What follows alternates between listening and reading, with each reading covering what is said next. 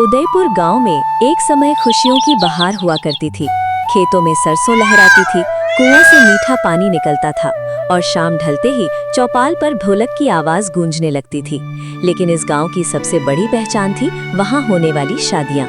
दूर दूर के गांवों से लोग कहते थे कि उदयपुर की बारातों जैसी रौनक कहीं नहीं होती। मगर फिर एक ऐसी घटना हुई जिसने पूरे गांव की हंसी हमेशा के लिए छीन ली। धीरे धीरे गांव में लड़कियां गायब होने लगीं। कोई लड़की 18 साल की होती और कुछ ही दिनों में अचानक लापता हो जाती। ना कोई निशान मिलता, ना कोई आवाज। बस रात में कहीं दूर से घोड़े की टापें सुनाई देती और फिर एक डरावनी आवाज गूंजती। दुल्हन तैयार रखना, भूतिया दुल्हा आ रहा है।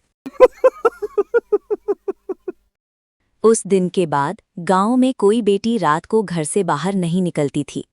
लोग सूर्य ढलते ही दरवाजे बंद कर लेते। माएं अपनी बेटियों के हाथ में काला धागा बांधती। हर घर में डर बस चुका था। कहा जाता था कि अंधेरी रात में एक दूल्हा घोड़े पर बैठकर आता है। सिर पर सहरा, लाल कपड़े, लेकिन चेहरा जला हुआ, आंखें कोयले की तरह लाल। जो भी लड़की उसकी नजर में आ जाए वो उसे उठाकर ले जाता। गांव वालों ने उसका नाम रख दिया था भूतिया दूल्हा।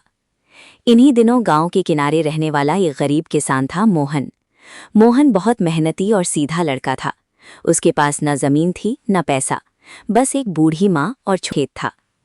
लेकिन मोहन के दिल में एक सपना था। वो सपना थी गौरी। गौरी गांव के सबसे अमीर आदमी सेठ भानु प्रताप की बेटी थी। उसकी सुंदरता की चर्चा पूरे इलाके में थी, लेकिन उसका दिल अमीरी नहीं, इंसानियत देखता था। गौरी अक्सर खेतों के रास्ते मोहन से मिलने आती। एक दिन गौरी मुस्कुराकर बोली, मोहन, अगर मेरे पिता को हमारे बारे में पता चल गया तो बहुत बुरा होगा। मोहन हंस पड़ा। प्यार डरकर थोड़ी ना किया जाता है कोई। दोनों सपने देखते कि एक दिन कहीं दूर जाकर नई जिंदगी शुरू करेंगे, लेकिन किस्मत को कुछ और मंजूर था। एक रात सेठ भानु प्रताप ने दोनों को साथ देख लिया। उसकी आंखों में आग भर गई। एक गरीब किसान मेरी बेटी से प्यार करेगा? अपनी औकात भूल गया है तू। अगले ही दिन उसने अपने गुंडों को बुलाया। रात के अंधेरे में मोहन को खेतों के पास पकड़ लिया गया। उसे बेरहमी से पीटा गया। मोहन बार बार कहता रहा, मैं गौरी से सच्चा प्यार करता हूँ। मैं गौरी से सच्चा प्यार करता हूँ, मत मारो। लेकिन किसी ने उसकी नहीं सुनी। आखिरकार उसे मारकर पुराने बरगद के पेड़ के नीचे फेंक दिया गया। सुबह गांव वालों को उसकी लाश मिली। गौरी टूट गई। वो मोहन की लाश से लिपटकर रोती रही। लेकिन कहानी यहीं खत्म नहीं हुई। मोहन की चिता जल रही थी, तभी अचानक तेज आंधी चली। आसमान काला पड़ गया। आग की लपटें अजीब तरह से उठने लगी और तभी पहली बार लोगों ने वो आवाज सुनी, अब कोई प्यार को अमीरी से नहीं कुचलेहा। उस रात के बाद गांव में अजीब घटनाएं शुरू हो गईं। 18 साल से ऊपर की लड़कियां गायब होने लगीं।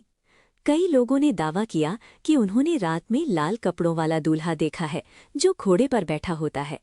उसका चेहरा मोहन जैसा था, लेकिन आंखें इंसानों जैसी नहीं थीं। धीरे धीरे लोगों को समझ आ गया, मोहन की आत्मा वापस आ चुकी थी। अब वो भूतिया दूल्हा बन चुका था। समय बीतता गया। पूरा गांव डर में जीने लगा। इसी गांव में कई साल बाद शहर से अर्जुन नाम का लड़का लौटा। अर्जुन गांव का ही रहने वाला था, लेकिन पढ़ाई के लिए शहर चला गया था। घर पहुंचते ही उसकी माँ बोली, बेटा, जल्दी अंदर आ जाओ, रात होने वाली है। माँ, मैं बच्चा नहीं हूँ। लेकिन माँ के चेहरे पर डर साफ दिखाई दे रहा था। रात को अचानक दूर से घोड़े की आवाज सुनाई दी, टक टक टक। फिर हवा में शादी के बैंड जैसी धीमी धुन गूंजने लगी। अर्जुन खिड़की के पास गया। उसने देखा दूर धुंध में एक दूल्हा घोड़े पर बैठा था। उसकी आंखें लाल चमक रही थीं। अचानक दूल्हे ने सिर उठाकर सीधे अर्जुन की तरफ देखा। अर्जुन के शरीर में सिहरन दौड़ गई। अगली सुबह गांव में खबर फैल गई कि एक और लड़की गायब हो गई। वो लड़की थी राधा। अर्जुन को यकीन नहीं हुआ। उसने तय किया कि वो इस रहस्य का सच पता लगाएगा। धीरे धीरे जांच करते हुए उसे मोहन और गौरी की कहानी पता चली।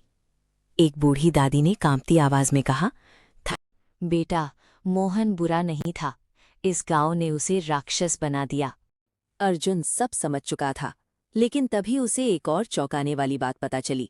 गौरी अभी भी जिंदा थी। वो गांव के बाहर पुरानी हवेली में अकेली रहती थी। लोग कहते थे कि वो हर रात किसी का इंतजार करती है। अर्जुन उसी हवेली पहुंचा। दरवाजा खुला और सामने सफेद कपड़ों में गौरी खड़ी थी। उसकी आंखों में वर्षों का दर्द था।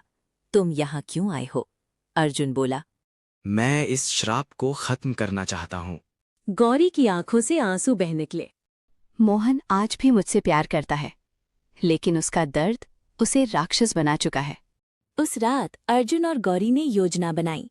उन्होंने तय किया कि वे मोहन की आत्मा को शांति दिलाएंगे। रात गहरी हुई, अचानक फिर वही घोड़े की आवाज गूंजी। पूरा गांव कांप उठा। भूतिया दूल्हा हवेली के सामने आकर रुक गया। उसने भारी आवाज में कहा, गौरी, चलो मेरे साथ। गौरी बाहर आई। मोहन, ये रास्ता छोड़ दो। भूतिया दूल्हा कुछ पल चुप रहा, फिर उसका चेहरा धीरे धीरे बदलने लगा। वो वही पुराना मोहन था, दर्द से भरा हुआ। उन्होंने हमें अलग कर दिया गौरी। लेकिन निर्दोष लड़कियों को सजा देकर तुम्हें क्या मिला? मोहन चीख उठा। पूरा आसमान कांप गया। तभी गांव के लोग भी वहां पहुंच गए। उनमें बूढ़ा सेठ भानु प्रताप भी था। अब वो कमजोर और बीमार हो चुका था। कांपते हुए उसने कहा, मोहन, मुझे माफ कर दो। मैंने लालच और घमंड में बहुत बड़ा पाप किया। मोहन की आंखों में आग जल उठी, लेकिन तभी गौरी ने उसका हाथ पकड़ लिया। अगर तुम्हारा प्यार सच्चा है तो नफरत छोड़ दो। कुछ पल के लिए सब शांत हो गया। फिर अचानक मोहन की आंखों से आंसू बहने लगे। उसके आसपास की काली धुंध गायब होने लगी। धीरे धीरे उसका भयानक रूप खत्म होने लगा। मोहन मुस्कुराया। काश हमें जीने दिया गया होता। इतना कहकर उसका शरीर हवा में घुलने लगा। घोड़ा गायब हो गया, सहरा राख बनकर उड़ गया और कुछ ही पलों में भूतिया दूल्हा हमेशा के लिए खत्म हो गया। उस रात के बाद गांव में कोई लड़की कभी गायब नहीं हुई। लोगों ने पहली बार महसूस किया कि असली भूत आत्माएं नहीं, इंसानों का घमंड और लालच होता है। स्कूल खुलवाया। अर्जुन ने गांव वालों के साथ मिलकर पुराने बरगद के पेड़ के नीचे मोहन की याद में एक छोटा सा मंदिर बनवाया। आज भी लोग कहते हैं, अगर प्यार सच्चा हो तो वो मौत के बाद भी खत्म नहीं होता।